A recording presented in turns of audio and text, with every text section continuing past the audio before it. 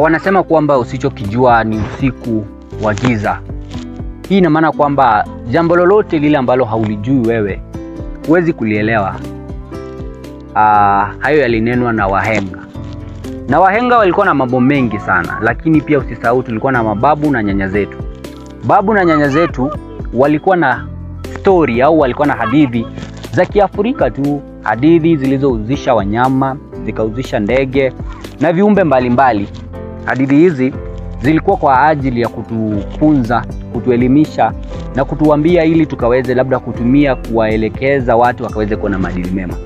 Leo hii nataka nikutambie hadithi moja ambayo ilikuwa hadithi baina ya sungura na fisi.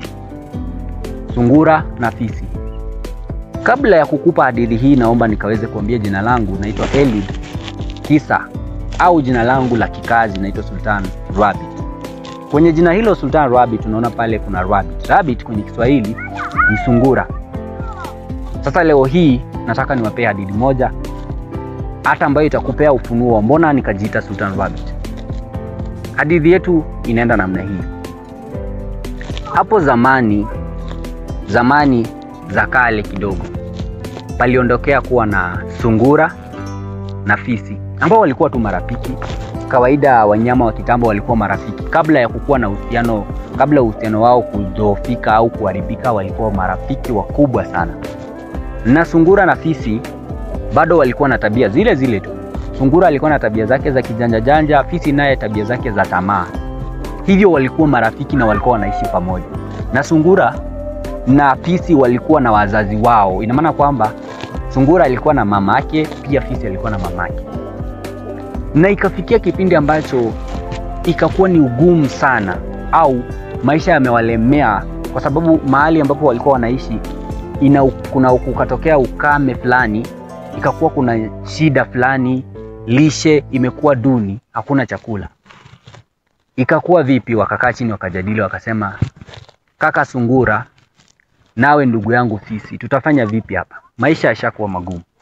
Angalia, tazama, wazazi wetu washazeeka, hawatufaidi tena, wanatutegemea sisi kufanya nini? Kuwapa lishe, wanategemea sisi kuwatunza, kuwafanyia kila kitu. Kwa ufupi tu tuseme hawa wazazi wetu kuna venye ambapo wametuongezea kuwa na gharama, au wametuongezea kuwa mzigo fulani katika maisha yetu ambayo tunaishi hapa. Ikabidi sungura na fisi wakae chini wajadili suluhisho ni lipi. Fisi akamwambia sungura, tufanye vipi kaka? Tuwauze mama zetu au tufanye vipi? Sungura akamwambia, hapana, mimi nina wazo. Kitu ambacho tutakachokifanya hapa mahali ni kwamba tukaweze kuwaua wazazi wetu. Tukiwaua tutapata nyama, na pia kwa namna nyingine tutakuwa tumejiondolea mzigo, na sisi tukaweza kufanya nini? Kuendelea na maisha. Fisi akasita, kwa sababu kusema kweli kuua mzazi ni kitu ambacho huwezi kifanya kwa urahisi. Akawa anasita sana kukubaliana na huu mswada wa sungura. Lakini sungura akamwambia, vipi kaka? Mimi nitaua wangu, pia na wewe utaua wako. Hakutakuwa na swala lolote gumu au vipi? Wakaelewana, wakasema sawa. Leo tukirejea nyumbani, kila mmoja akaenda akafanya nini? Akaue mzazi wake. Fisi akaenda akamtwanga mamaye hadi kufa. Sungura pia akaenda zake, akaenda akamwambia mamake walichojadili na fisi kwamba anapanga kumuua. Hivyo akamdanganya, akamwambia mamaye akuwe anagonga ni kama anapiga kitu, na mamaye afanye nini? Alie kwa sauti ni kama anauawa. Fisi adhanie kwamba ameuawa. Kiufupi tu ni kwamba fisi aliweza kuua mama yake, lakini sungura alimficha mama yake. Na akaweza kufanya nini? Akaweza kuendelea kuwa na mamake, akamhamishia mahali kwingine. Huku fisi akidhani ya kwamba amefanya nini? Ameweza kuua mamake. Niruhusu nifike mwisho wa hadithi hii na kukuambia kwamba fisi alibaki bila mamake, lakini sungura alibaki na mamake. Kwenye hadithi hii unaweza ichukulia tu kama hadithi, lakini ina mafunzo makubwa sana. Kitu ya kwanza, kuna tamaa hapa. Na pia kuna ujanja ambao umejitokeza. Na pia kuna marafiki. Sio kila story, kila hadithi ya rafiki, kila ushauri wa rafiki na kila malengo ya rafiki yana nia njema au yanamaanisha sawa kwake. Kwenye hadithi hii kama umeisikiza utaielewa kwa ufasaha.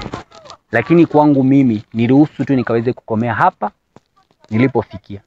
Nitakupa hadithi zingine siku nyingine na tutaweza kuelimishana siku nyingine. Kwa leo niruhusu nifikie hapo. Nimekuwa mtambaji wako Sultan Rabbit. Na kupata video kama hizi na kuenjoy hadithi na stories zingine kama hizi, unaweza tu kutembelea ukurasa wangu wa YouTube Sultan Rabbit Kenya na ukaweza kubonyeza ile subscription button kwa hadithi nyingine na zingine hata zaidi.